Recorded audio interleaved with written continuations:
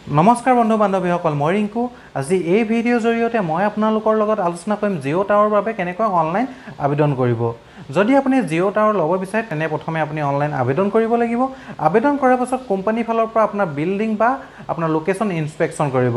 Inspection কৰাৰ পাছত যদি কোম্পানীয়ে ভাবে আপোনাৰ লোকেশ্যন বা বিল্ডিঙত জিঅ' টাৱাৰ লগাব পৰা যাব, তেনে লোকেশ্যন আৰু টাৱাৰ হিচাপত 15 বছৰ এগ্ৰিমেণ্ট হ'ব।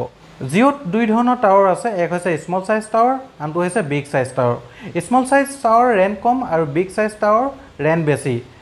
যদি আপুনি বিল্ডিঙত টাৱাৰ লগাব বিচাৰে তেনে আপুনি স্মল সাইজ টাৱাৰৰ বাবে আবেদন কৰিব লাগিব, নতুবা যদি আপোনাৰ 500 স্কোৱাৰ ফিট মাটি আছে তেনে আপুনি বিগ সাইজ টাৱাৰৰ বাবেও আবেদন কৰিব পাৰে। সো ইনস্পেকশ্যনৰ পাছত আপোনাৰ আৰু কোম্পানীৰ মাজত যি 15 বছৰ এগ্ৰিমেণ্ট হ'ব তাতে আপোনাক জনাই দিব প্ৰতিমাহে আপোনাক কিমান ৰেণ্ট দিব, আৰু ৰেণ্ট প্ৰতি 3 বছৰ মূৰে মূৰে 10% বৃদ্ধি হ'ব। ইয়াৰ পাছত কোম্পানীয়ে আপোনাৰ লোকেশ্যন বা বিল্ডিঙত টাৱাৰ লগাই দিব, য'ত মেইনটেনেন্স কষ্ট আৰু ইলেক্ট্ৰিচিটি কষ্ট সম্পূৰ্ণ কোম্পানীয়ে বিয়াৰ কৰিব। টাৱাৰ লগোৱা এই সকলো প্ৰচেছ কোম্পানী আৰু আপোনাৰ মাজত থাকিব, ইয়াত কোনো ধৰণৰ থাৰ্ড পাৰ্টি ইনভলভ নাথাকে। সেয়ে আপুনি হিডেন চাৰ্জ বা প্ৰচেছিং চাৰ্জ দিব নালাগে। যদি কোনো ব্যক্তিয়ে এই বিষয়ে আপোনালৈ ফোন কৰে তেনে আপুনি সাৱধান হ'ব, কাৰণ বৰ্তমান সময়ত এছাম দুষ্ট চক্ৰই টাৱাৰ নামত গ্ৰাহকৰ পৰা হাজাৰ হাজাৰ টকা সংগ্ৰহ কৰি আহিছে। তেনে অনলাইন কেনেকৈ এপ্লাই কৰিব জানো আহক।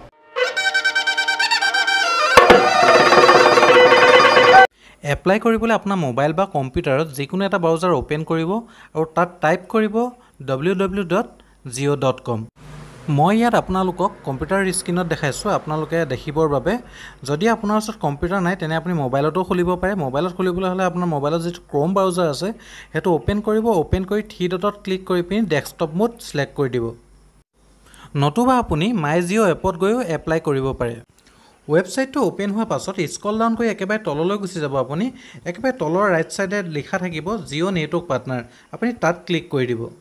যদি আপুনি আমাৰ চেনেলত নতুন তেনে চেনেলটো ছাবস্ক্ৰাইব কৰিব, লগতে কাষতে থকা বেল আইকনটো টিপি নটিফিকেশ্যন অল কৰি দিব, তেতিয়া আহিব লগা প্ৰতিটো ভিডিঅ' আপডেট আপুনি পাই থাকিব। ক্লিক কৰাৰ পাছত এখন নতুন পেজ অ'পেন হ'ব, তাত আপুনি চ'ৰ্চ কৰিব লাগিব। যদি আপোনাৰ মাটি আছে তেনে আপুনি আই হেভ এ প্লট বা লেণ্ড তাত ছিলেক্ট কৰিব লাগিব। যদি আপোনাৰ বিল্ডিঙৰ ওপৰত জিঅ' টাৱাৰ লগাব বিচাৰিছে তেনে আই হেভ এ বিল্ডিঙত ক্লিক কৰিব লাগিব। দুটা অপশ্যনৰ ভিতৰত যিকোনো এটা অপশ্যন ছিলেক্ট কৰাৰ পাছত প্ৰচিডত ক্লিক কৰিব। ইয়াৰ পাছত আপোনাৰ এড্ৰেছৰ GPS লোকেশ্যন দিব লাগিব। যদি আপোনাৰ এড্ৰেছতে আপুনি আছে তেনে অট'মেটিকলি GPS লোকেশ্যন ডিটেক্ট কৰিব। যদি আউট অফ চিটি আছে তেনে আপুনি মেনুৱেলিও ইয়াত টাইপ কৰি আপোনাৰ GPS লোকেশ্যন দিব পাৰে। GPS লোকেশ্যন দিয়াৰ পিছত কনফাৰ্মত ক্লিক কৰি নেক্সটত ক্লিক কৰিব। তাৰপিছত আপোনালোকে দেখিছে আপোনাৰ সন্মুখত এণ্টাৰ মোবাইল নাম্বাৰ, ইয়াত আপোনাৰ মোবাইল নাম্বাৰ এণ্টাৰ কৰিব।